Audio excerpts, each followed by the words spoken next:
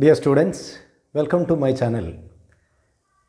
In this video, let us discuss the important second head of income, that is income from house property.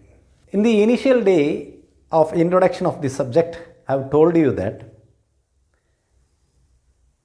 the taxable income consists of various items, and one among that is salary income that we have extensively discussed.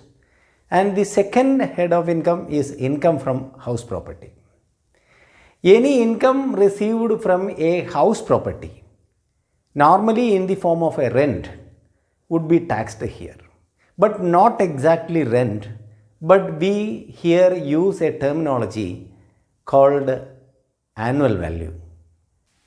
Section 22 to 26 of Income Tax Act 1961 is dealing with the computation of income from house property. Along with the definition, section 2 and section 10 also would be referred in between.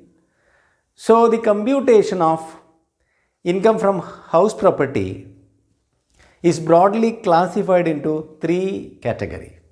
The first one is let out house property, and second one is self-occupied house property, and the third one is deemed let out house property. So let us discuss the computation of income from house property if it is let out one. Here we have to take the gross annual value.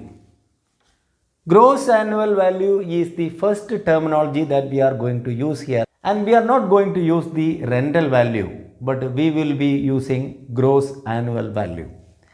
Less municipal taxes if it is paid. The municipal taxes may be paid for this year, the current year, maybe for the previous years or years, or it may be paid for the subsequent year in advance. That can be deducted here. Whatever municipal taxes paid can be deducted. Then unrealized rent also can be deducted. The balance will be termed as annual value.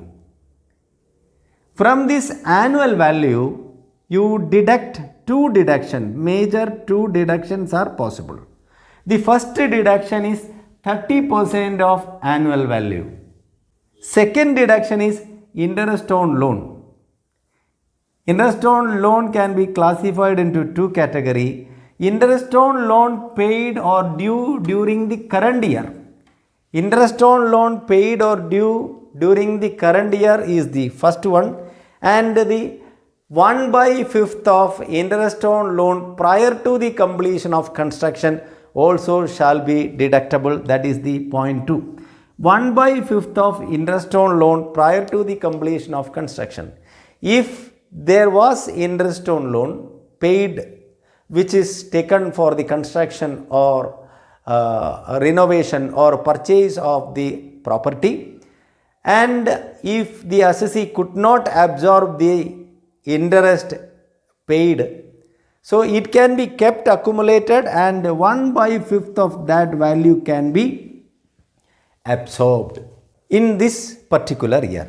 The balance will be the taxable income from house property which is let out.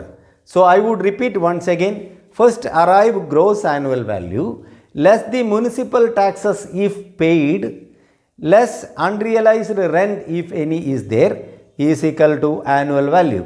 From that annual value, deduction under section 24 is permitted, that is 30% of annual value, and interest on loan. Interest on loan may be loan due or paid during the current year, or the interest on loan which was paid prior to the completion of the construction, its 1/5 also would be deductible.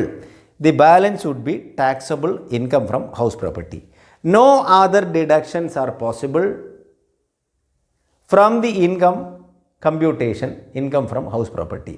This 30% deduction on annual value is given, that is for the repairs, maintenance, collection charges, collection expenses, For all these, this 30% of deduction from annual value is permitted.